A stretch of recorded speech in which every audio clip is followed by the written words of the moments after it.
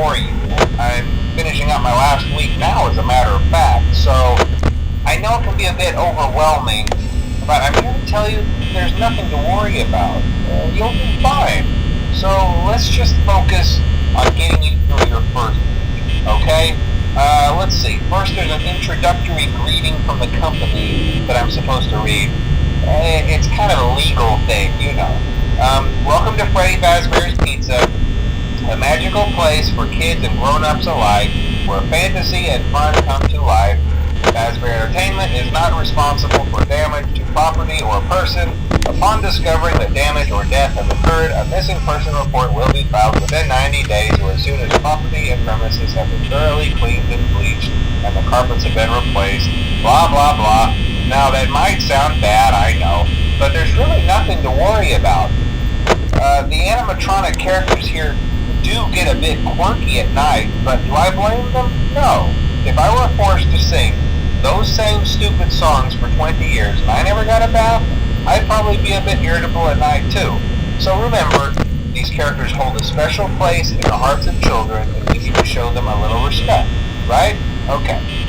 So just be aware, the characters do tend to wander a bit. They're left in some kind of free roaming mode at night. Something about their servos locking up if they get turned off for too long.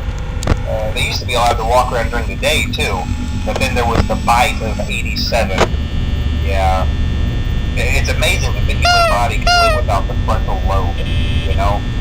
Now, concerning your safety, the only real risk to you as a night watchman here, if any, is the fact that these characters, if they happen to see you after hours, probably won't recognize you as a person. They'll most likely see you as a metal endoskeleton without its costume on. Now, since that's against the rules here at Freddy Fazbear's Pizza, they'll probably try to forcefully stuff you inside a Freddy Fazbear suit.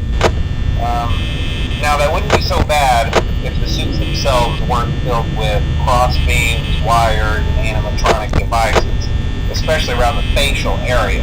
So you can imagine how having your head forcefully pressed inside one of those could cause a bit of discomfort and death.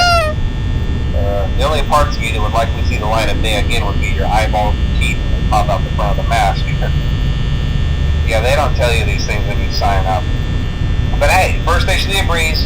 I'll chat with you tomorrow. Check those cameras and remember to close the doors only if absolutely necessary. Gotta conserve power. Alright, good night.